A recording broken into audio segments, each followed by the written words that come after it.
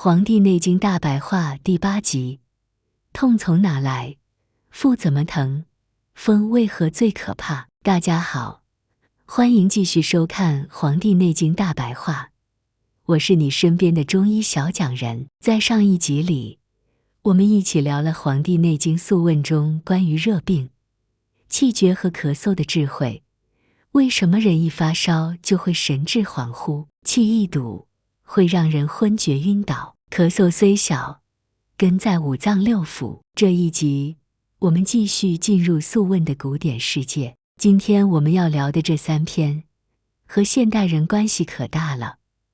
你是不是常常觉得这疼那疼，却又说不出个所以然？你是不是吃点冷的就肚子不舒服，腹胀腹痛？还有，明明就是吹了个空调，出个门被风一吹，怎么就开始头疼感冒了？所以这一集我们讲的就是3个和日常生活密不可分的主题：痛从哪来？腹怎么疼？风为何最可怕？第1篇，举痛论，身体的报警器，疼痛。我们常说疼痛是身体给我们的信号，可这个信号怎么来的？有没有什么规律？不同的疼是不是代表着不同的病？这就是《黄帝内经》在第19篇举痛论里要告诉我们的。黄帝问岐伯：人身体这疼那疼的，到底为什么会痛？岐伯回答说：诸痛痒疹皆属于心。意思是痛、痒、疙瘩、肿块这些东西其实都和心有关系。但这里的心不仅仅是我们说的那个心脏，它指的是整个心神系统。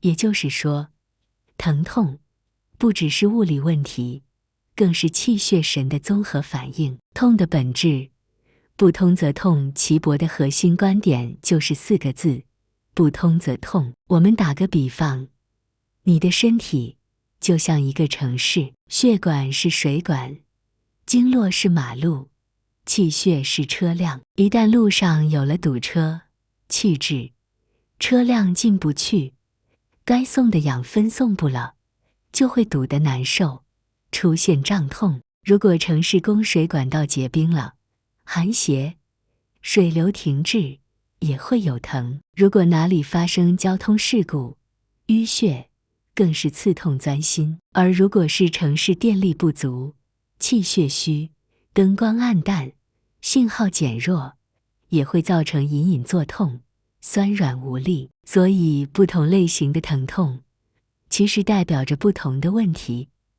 疼痛感受可能的原因，隐隐作痛多半是气血不足；冷痛、遇热缓解寒邪入侵；胀痛、按压不适气滞；刺痛痛点固定；血瘀游走性疼痛；风邪痛的路径。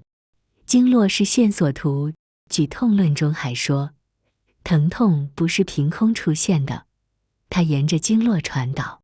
比如我们有时感觉牙疼连着太阳穴，或者后背痛拉到腿上，其实那就是经络在传递信号。如果我们熟悉经络分布，就像熟悉城市地图一样，疼痛的地方就像是报警灯亮起的位置，可以帮助我们追踪病根。痛的诱因，6邪是凶手。《黄帝内经》里还特别提到了6邪：风、寒、暑、湿、燥、火。这些自然界的气候变化，如果人体抵抗力不足时侵入，就会引发疼痛。比如春天风大，容易头痛、向强；夏天暑湿，常会四肢酸痛、乏力；冬天寒重，尤其容易关节冷痛、刺骨般难受。所以举痛论的核心观念就是，疼是身体的语言，不是敌人，而是线索。它提醒我们哪里出了问题，用什么方式出了问题。要治疼，不能光靠止痛药，而要通其不通，找出根本。第2篇，腹中论。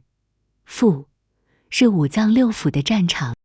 哎呀，我肚子疼，这是我们生活中最常听见的一句话。但你有没有想过，肚子里这么多器官，不同地方的痛，是不是在告诉我们不同的健康问题？这正是《黄帝内经》第20篇腹中论的重点内容。岐伯告诉黄帝，腹中的病，不只是肚子的问题，而是五脏六腑的内战表现。我们可以把腹想象成一座大工厂，肝是厂长，负责输泄和调度；脾是粮仓，负责运输食物；胃是加工区，肾是水管总控室；小肠、大肠是物流部门，而胆、膀胱等是清洗废料的车间。腹痛就像工厂某个区域出故障了。腹痛的类型与成因：一、寒邪入腹，症状：怕冷、喜热。腹绞痛场景比喻，就像冬天水管冻住了，工厂车间停工。二、湿热壅滞症状，腹胀、腹泻、便粘滞比喻，工厂垃圾堆积，排不出去，员工中暑。三、食积不化症状，胃胀、嗳气、反酸比喻，原材料过多，消化系统罢工。四、虫积、寄生症状，腹痛振作、磨牙、厌食比喻，工厂进了内贼，偷吃原料搞破坏。五、气滞血瘀症状，痛有定处，拒按，痛如针刺比喻，物流系统出事，物资堵塞，员工罢工。腹中论的一个重要提醒，古人特别强调，不能见痛止痛，一痛就按，一痛就吃消炎药、止痛药，其实可能是在把身体的警报器给关掉了。而正确的方式是观察痛的时间，饭前痛、饭后痛、经期痛，意义不同。分析痛的位置，上腹、下腹、左侧、右侧，关联不同脏腑，配合大便、饮食、舌苔等其他症状综合判断。腹是身体的中军大帐，一旦这里乱了，整个人都会失衡。治腹痛不能乱用力，要细观察，多分析，才能找到真原因。第3篇，风论，最难防、最容易忽略的敌人。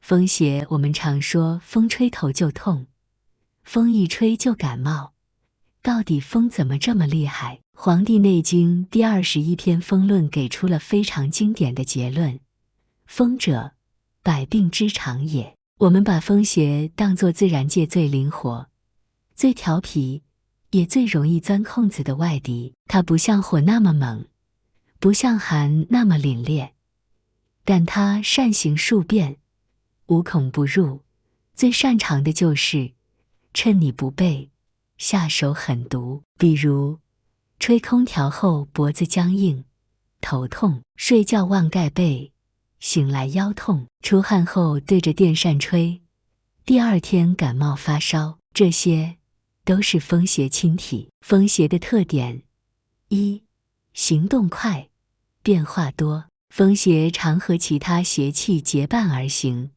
比如风寒、风湿、风热，因此症状多变。二、伤表伤上风邪多从头面部，肌表入侵，易致头痛、鼻塞、咽喉痛、面瘫、荨麻疹等。三、易袭虚处，比如年老体虚、产妇、小孩，都是风邪的靶子。四、内风动不光是外风，体内也会生风，表现为眩晕、抽搐、口眼歪斜，甚至是中风。防风3原则：一、出汗莫贪凉，出汗时毛孔大开，风邪最易乘虚而入。二、脖子肩膀要护好，睡觉、乘车、办公别直吹空调，背条围巾，薄披肩很有用。3. 天气骤变，及时加减衣物，尤其是换季。